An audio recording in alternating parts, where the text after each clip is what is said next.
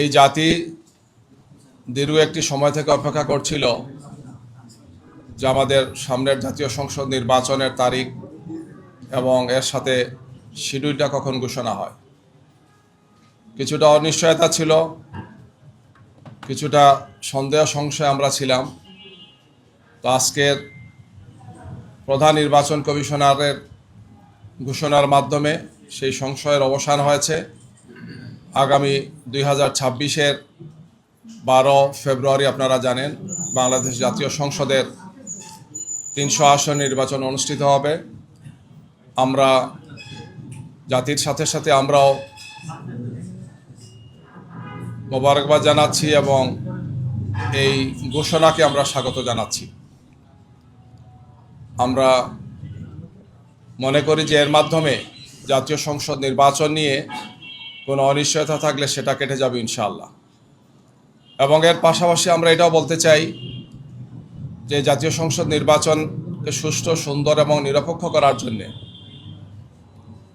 অনেকগুলো গুরু দায়িত্ব নির্বাচন কমিশনকে পালন করতে হবে। আমরা সে সমস্ত বিষয় নির্বাচন কমিশনকে আমরা অবহিত করেছি। আমরা আশা করব যে তারা সেই সমস্ত গুরুত্বপূর্ণ দায়িত্বগুলো পালন করবে। বিশেষ করে সবগুলো রাজনৈতিক দলের জন্য লেভেল প্লেইং ফিল্ডকে নিশ্চিত করা, অবৈধ অস্ত্র উদ্ধার করা এবং জাতীয় সংসদ নির্বাচনকে অর্থবহ করার জন্যে প্রশাসনিক এবং অন্যান্য যতগুলো দায়িত্ব আছে এই সবগুলো দায়িত্ব পালনে তারা সর্বোচ্চ দায়িত্বশীলতার পরিচয় দিয়ে তারা দায়িত্ব পালন করবেন। এক্ষেত্রে কোনো ধরনের কোনো দুর্বলতা আমরা আশা করব না, যাতে জাতির উদ্বেগ বা উৎকণ্ঠার কোনো জন্ম হয়।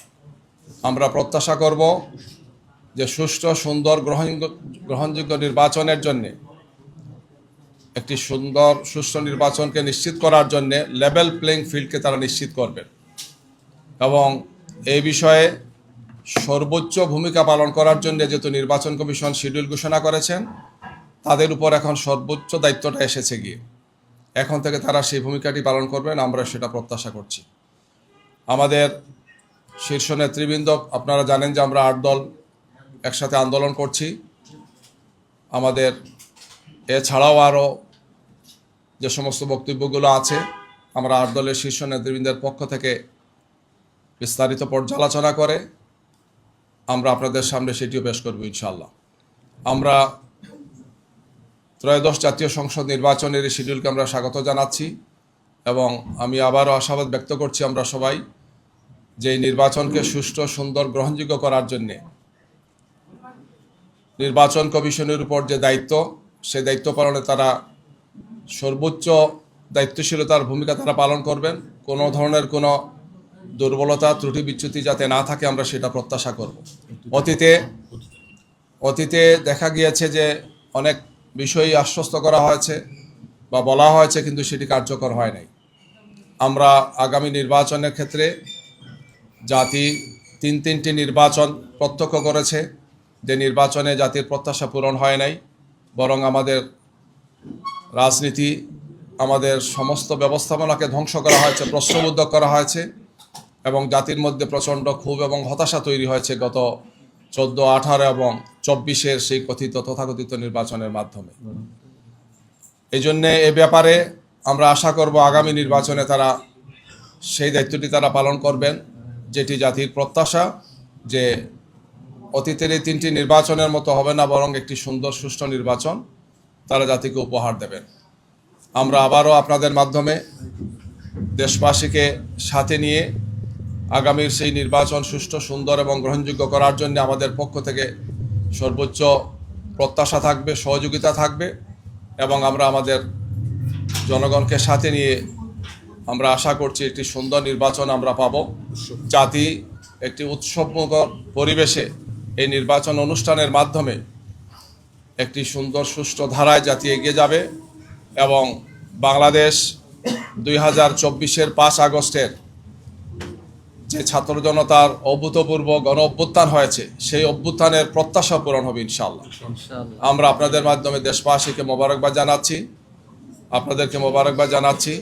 এছাড়াও যদি কোনো বক্তব্য থাকে তা আমাদের শীর্ষ নেতৃবৃন্দের পক্ষ থেকে আমরা পরবর্তীতে আপনাদের সামনে সেটা আমরা গত 4-5 দিন আগেও নির্বাচন কমিশনের সাথে আমাদের সম্মানিত সেক্রেটারি জেনারেলের নেতৃত্বে আমরা গিয়েছিলাম 6 সদস্যের একটি শক্তিশালী দায়িত্বশীল কমিটি। আমরা সেখানে গিয়ে এগুলো বলেছি যে লেভেল প্লেইং ফিল্ড, বিশেষ করে আইন শৃঙ্খলা পরিস্থিতি সহ অবৈধ অস্ত্র উদ্ধার করা এবং সন্ত্রাসীদেরকে গ্রেফতার সহ যে সমস্ত পদক্ষেপগুলো জরুরি ভিত্তিতে নেওয়া উচিত সেইগুলো যাতে তারা নেন। তারা আমাদেরকে আশ্বস্ত করেছেন, এ ব্যাপারে আমাদের পরিকল্পনা আছে। কি কি পরিকল্পনা সেটা আমাদেরকে তারা বলেছেন। নির্বাচনের শিডিউল ঘোষণা হলে তারা সেগুলো করবেন। আমরা এখন এগুলো দেখব যে তারা এই সমস্ত বিষয়ে তাদের পদক্ষেপ তারা কী গ্রহণ করে। আমাদের দাবির যেগুলো আছে, বিশেষ করে জুলাই জাতীয় সনদের আইনি ভিত্তি, সেটা তো হয়েছে, এবং এর সাথে ছিল যে গণভোটটি আমরা আগে চেয়েছিলাম। আমরা সেই দাবি দিয়ে আসছি, আন্দোলন করছি। আমরা এখন যেটা চাইব সেটা হচ্ছে যে এই গণভোটের মাধ্যমে যাতে জয়যুক্ত হয়, এই প্রচারণা এবং এই আন্দোলন আমাদের অব্যাহত থাকবে। আমরা দেশবাসীকে আমরা আহ্বান জানাচ্ছি, আমরা আহ্বান জানাতেই থাকব যে গণভোটে যাতে সংস্কারের যে প্রস্তাবগুলো যাতে ভোটটা জয়যুক্ত হয় সেই প্রচেষ্টা আন্দোলন আমাদের অব্যাহত থাকবে, বক্তব্য আমাদের অব্যাহত থাকবে।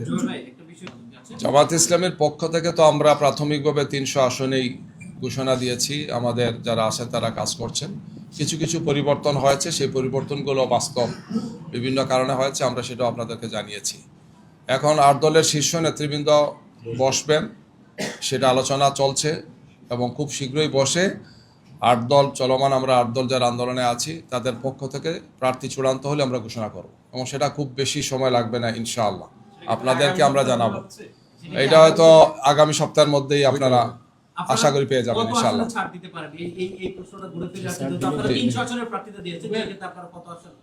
আমাদের লক্ষ্য হচ্ছে যে আমরা যাতে সর্বোচ্চ সংখ্যক আসনে বিজয়ী হতে পারি। এই জন্য আমরা নেতৃবৃন্দ সেটা বিবেচনায় নেবেন যে যাকে যেখানে দিলে তিনি বিজয়ী হতে পারেন, আমরা সেই প্রার্থী দেওয়ার চেষ্টা করব, এবং সবাই মিলে সেই প্রার্থীকে বা সেই দলের যিনি থাকবেন তাকে পাশ করে আনার জন্য আমাদের সমস্ত শক্তি সামর্থ্য দেওয়ার চেষ্টা করব। আমাদের টার্গেট হচ্ছে এইটাই, যে সর্বোচ্চ সংখ্যক আসনে আমাদেরকে পাশ করে আসতে হবে, বিজয়ী হতে হবে, এবং এক্ষেত্রে শীর্ষ নেতৃবৃন্দের ক্ষেত্রে আমরা বিবেচনায় রাখবো। দলের শীর্ষ নেতৃবৃন্দ যারা আছেন বিভিন্ন দলের, আমরা তাদেরকেও বিভিন্ন আসনে অ্যাকোমোডেট করবো ইনশাআল্লাহ। এই সবগুলো বিষয়ের এবং সব প্রশ্নের উত্তর ইনশাআল্লাহ আগামী সপ্তাহে আশা করি আপনাদের পেয়ে যাবেন। সবাইকে ধন্যবাদ। আসসালামু আলাইকুম। আপনাদের জন্য একটু